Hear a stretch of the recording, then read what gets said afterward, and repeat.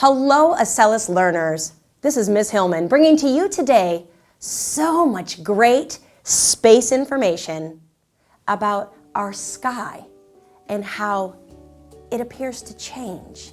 Today our lesson is called Sky Changes. I'm so glad you're with me. Have you ever noticed and observed our skies? What are some of the things that you see in our skies? Not only during the day, but during the night. Well, some things that I've observed and some patterns I've seen is I've noticed that during the day, I can see our sun. Our sun is our closest star.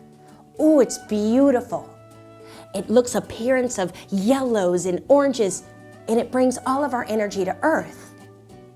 Oh, but besides that sun, our sun that travels across the sky, as soon as it sets, I get to notice something else. More stars. More stars. Millions of stars at night. Today, I want to talk to you also about our very moon. Another thing that I notice in our nighttime sky, and even sometimes in the morning, and often in the daytime, I can see a little glimpse of our moon. But at night, oh, it is beautiful, that moon, in whatever phase that it is, especially that full moon. So today's lesson, we're going to talk about how our sun, our moon, those stars, and even our very Earth that our feet is on right now, we're going to talk about how it looks like they change and shift through the evenings and through the days. Let's go. I want to introduce one of my best friends. That's right. This is our moon. Our moon takes incredible journeys around our very Earth. Planet Earth, the third rock from the sun, our third planet from our very special star. At night, we notice this beautiful moon, and I'm going to hang it up. We notice this beautiful moon as it travels across our nighttime sky. And yes, it travels. And the phase that it is in, it travels and makes revolutions around our very Earth. It takes it 28 days to make one revolution around our Earth. Oh, but that's not only all. Our day on Earth, our one-time rotation of our Earth takes 24 hours. That's a day and a night. So during the nighttime, our very moon will appear to be in our nighttime sky. But wait, have you ever gone to bed with the moon in a certain location and woke up and it appeared to had moved? That has happened to me before. You see, in space, from our Earth, when we are looking from Earth up into the nighttime sky, our moon appears to travel across our nighttime sky. And why is that happening? Because our Earth is turning to day and night, and also that moon is traveling. But have you also noticed that the stars seem to appear to move across our nighttime sky? Once again, because we on Earth are turning one whole time a day. Our whole Earth is turning and traveling through space. All of these movements have everything to do with where we are in space. Oh, let's talk about our sun. Our Earth is traveling around our very large star called the sun. It takes 365 days to travel one full time around our sun. And with traveling through that beautiful orbit around our sun, there's something very special that happens. Changes again, patterns again. Our Earth, as it's making its rotations and it's revolving, will travel around our sun, and it will get to different locations in its orbit. And because of that, and listen carefully, because our Earth is not straight up and down, but tilted. Tilted 23.5 degrees. I said it. 23.5 degrees. You bet. I'm using math and science. It is tilted just enough that when we travel through space, we get 4 different seasons.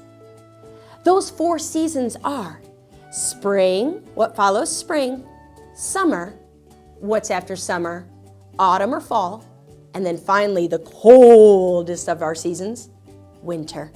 And then we return right back to spring. And the reason we get our seasons is because our Earth is tilted. And as it's tilted, we travel and the sun's rays are more direct hit in the summertime, and we are tilted away from the sun during our winter season. So as we notice our seasons through our entire year, our spring, our summer, our fall or autumn, and our winter time, as we notice those 4 seasons, it is because sometimes during the year, the earth is tilted towards the sun, and sometimes from our earth, our part of the earth is tilted away from the sun. Therefore, we get our different seasons. Now, I'm going to give you a little knowledge here. You ready? Think about your birthday. I'm thinking about my birthday. I love birthdays. I love balloons. I love presents. But more than that, think about your birthday and what season your birthday falls. My birthday is in the springtime. That means that every year I can predict that my birthday will fall in the season of spring. As we study about our planets and we study about our sun and the patterns, we can predict certain things. I can predict that the weather is going to be springtime weather.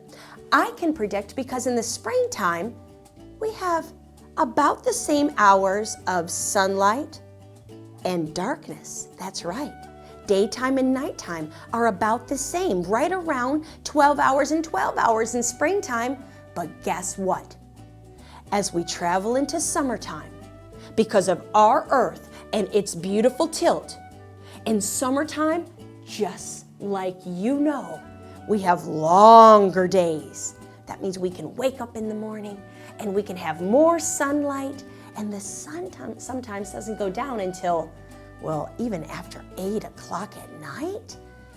That's because it is summertime. And as we are tilted nearer to the sun and tilted toward the sun, our days become longer. So then we go into fall, or autumn, as we like to call it. And there it is again, just like in springtime, right about 12 and 12 hours.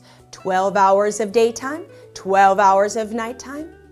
And then we start to travel and get to the point of the orbit where our Earth, you guessed it, is tilted away from the sun. And we would call that winter. And during winter times, you know it, we have shorter daylight, don't we? Our night times are very long. But our daytime, we don't have as much sunlight during the day.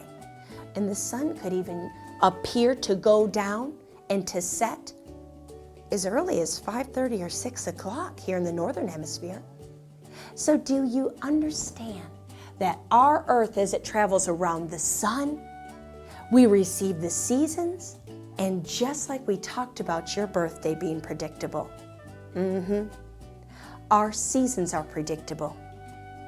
As we learn more and more about space science, we observe like scientists. That means we watch, and then we watch the patterns of the apparent movement of these things in our skies.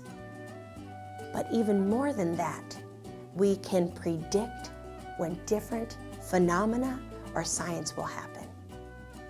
Ladies and gentlemen, changes in the nighttime sky, changes during the daytime sky, changes in our sky. So exciting to learn about. Science rocks. Until next time.